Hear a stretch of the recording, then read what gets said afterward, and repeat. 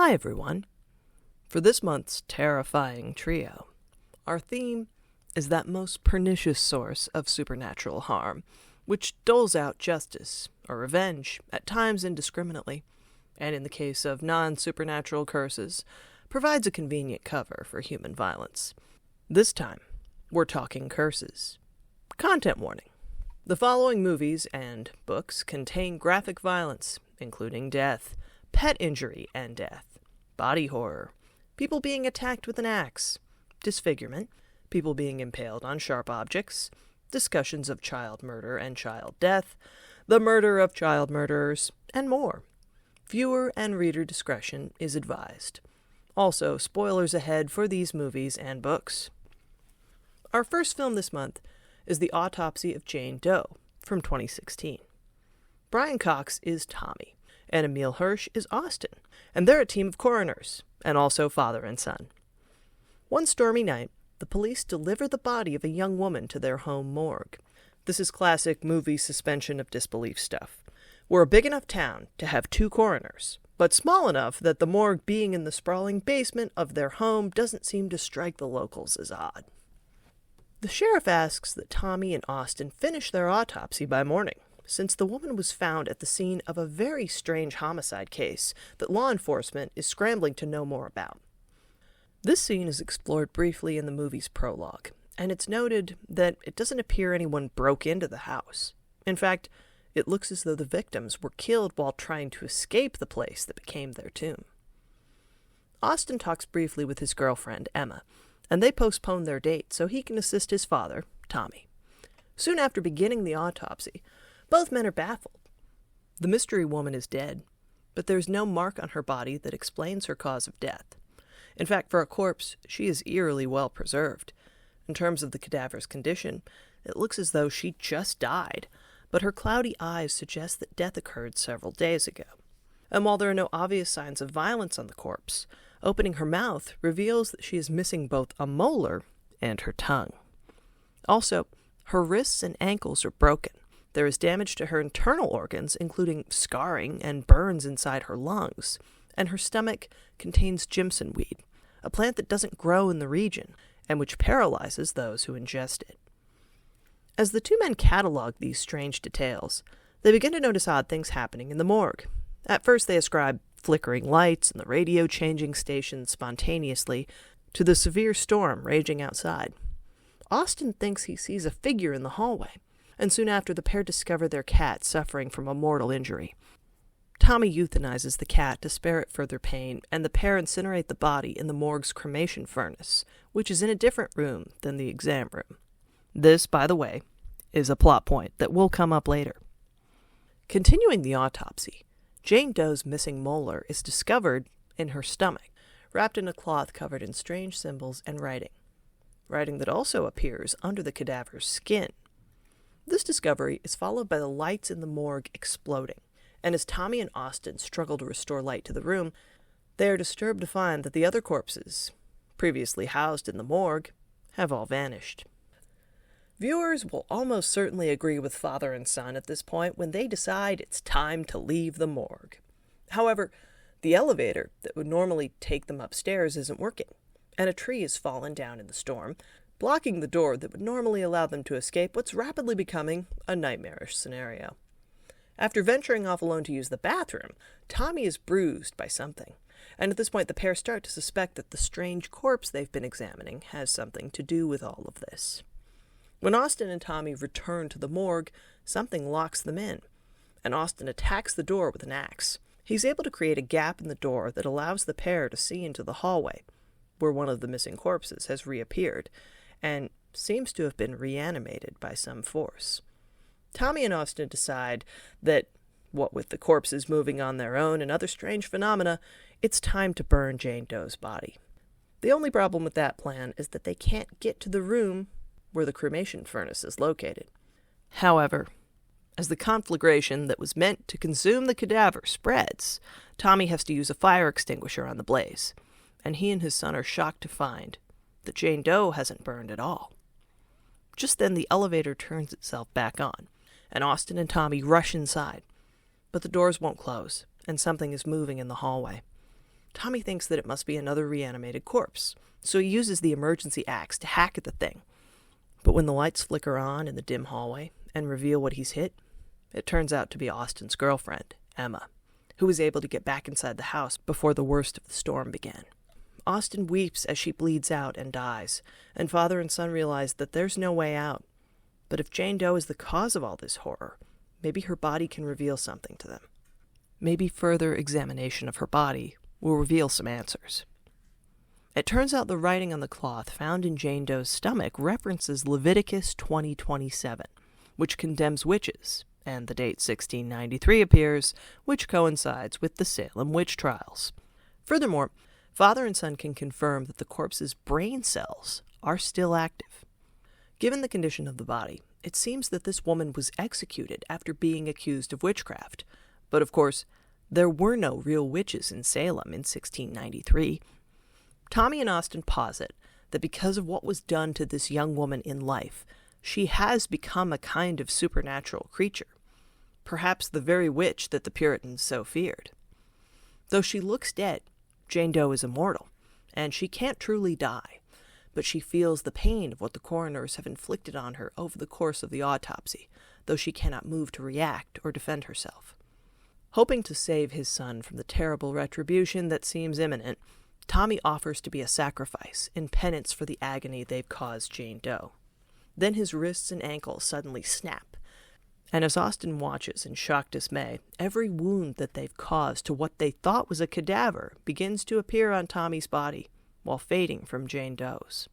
Finally, as Tommy prepares to cut out his own tongue, the final step in mimicking Jane Doe's injuries, Austin stabs his father, hoping to give him a mercifully quick death. Austin then attempts to leave the underground morgue, and he believes that he hears the sheriff's voice outside. But something isn't quite right. Turning, Austin sees his father's corpse suddenly appear before his eyes, as if reanimated. And though he was able to recognize that the voice outside was only a hallucination, this vision of horror is so ghastly that Austin jumps involuntarily, and his sudden movement sends him over the railing to his death, his head shattered on the cement floor below. Later, the police discover the grisly scene after cutting down the tree blocking the door, and an ambulance arrives to take Jane Doe, her body again unmarked, to a nearby university for examination.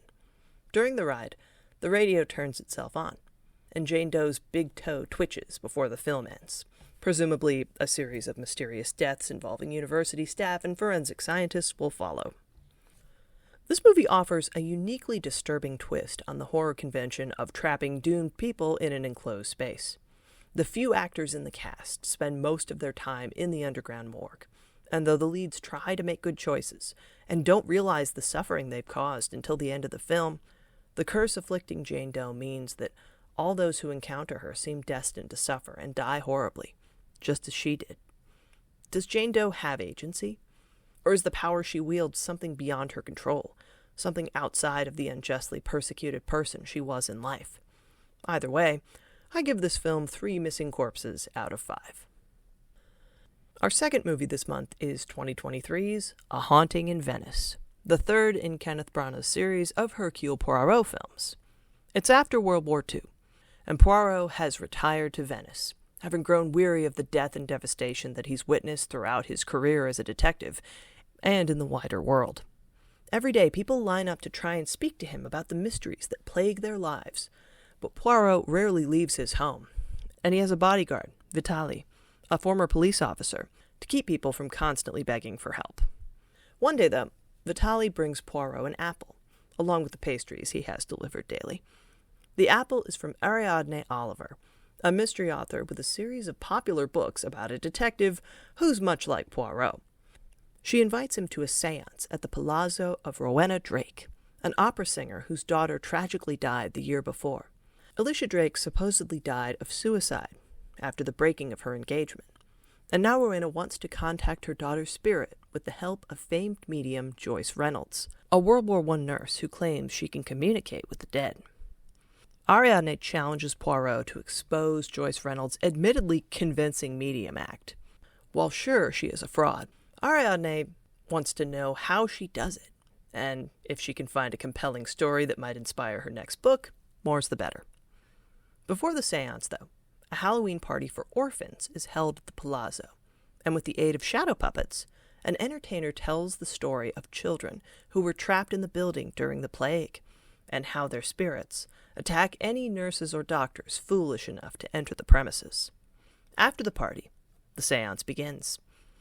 While much of the group is there reluctantly, those attending the seance include Rowena, Ariadne, Poirot, Alicia's former fiancé, Maxime, Rowena's family physician, Leslie, and his son Leopold, who claims that he can really hear the dead and that Joyce is only acting. Olga, the housekeeper, and Joyce's assistant, a young woman named Desdemona. Soon, Joyce seems to be speaking on behalf of Alicia, but then Poirot is able to reveal her assistant's half-brother hiding in the chimney to operate what is supposedly a device for ghostly communication. When Joyce, as Alicia, claims that someone present murdered her, it really does sound like a different person's voice. But Poirot attributes this to Joyce Reynolds' decades of experience at committing skillful fraud, preying on the grief of others. When he speaks to her alone, she tells him that they won't meet again, and gives him the robe and mask she was wearing as a costume upon her arrival, suggesting that he should take things less seriously. With this advice in mind, Poirot tries bobbing for apples with leftover supplies from the children's party, and is promptly almost drowned by someone shoving his head underwater from behind. At this point, it should be noted that it's getting stormy outside, and in Venice, that means rising water. Just as Poirot is recovering from his near murder with the help of a cup of tea made by Ariadne, a commotion is heard, and when those inside the palazzo venture out to investigate, they find Joyce Reynolds' body impaled on a courtyard statue. Clearly, the medium was pushed from the balcony above. Poirot now determines that, due to flooding from the storm making departure unsafe, no one is leaving until he finds the murderer. Talking to everyone present at the seance reveals that each person in the house has a secret. Leslie, the doctor, conceals a one-sided love for Rowena, and his son Leopold struggles to help him manage his, at times, debilitating PTSD. Desdemona and Nicholas, Joyce's assistants, were stealing from the medium in hopes of saving enough money to start a new life in America. Maxime, whose invitation to the seance is a bit of a mystery at first, broke off his engagement to Alicia due to Rowena's disapproval, but there's more to the story than that. And while Olga, the housekeeper, a former nun, didn't approve of the seance, she feels guilty that she wasn't able to do more to help Alicia. Meanwhile, Leopold still claims that the palazzo is haunted by the spirits of children, and Rowena is also convinced that her home is cursed. Throughout all of this, it doesn't help that Poirot is starting to think there might actually be something supernatural happening. After all, as he interviews possible suspects, he begins seeing and hearing things he can't explain. And when the group finally ventures downstairs, they do indeed find evidence that children died in this house long ago, their bones left to gather dust. This discovery leads to a panic attack in Leslie, and when he reacts violently to the presence of Maxime, a situation that Leopold has to defuse, the doctor is locked in a room to rest and recover, and Rowena gives Poirot what is supposedly the only key. By this time, Poirot is starting to put the details of the case together, though he's still struggling with the odd things he witnesses that no one else seems to hear or see. For one thing, Ariadne and Vitale were working together. Vitale because he was called to the scene of Alicia's death when he still worked for the police, and thus could provide unique details to the medium. And Ariadne because she wanted to stump Poirot and use the great detective's failure as fodder for a future plot, in which her main character would investigate the supernatural. It's at this point that Leslie is discovered in the locked room, having been killed with a sword. Now, though, Poirot is sure that there's no curse killing people in the palazzo. He explains to the group that Rowena is the murderer. Poirot recognizes that he's been hallucinating. He was given tea that Ariadne made, to which the mystery writer added honey. Honey she found in a cupboard, and unbeknownst to her, was made by bees that pollinated the rhododendrons that Rowena liked to grow on the roof, thus creating mad honey, which she used to drug her daughter. It wasn't just that Rowena didn't like Maxime. She knew that before Alicia died, her daughter planned to make up with her fiancé and marry him after all. Rowena wanted Alicia to stay with her no matter what, and if that meant making her too weak to leave home or contact Maxime, sickening her with the very tea that was supposedly brewed to soothe her, then so be it. However, Olga the housekeeper knew nothing about all this, and one night she made Alicia's tea and unwittingly added a fatal dose of honey. Fearing she'd lose everything, Rowena threw Alicia's body off the balcony, making her death look like a suicide.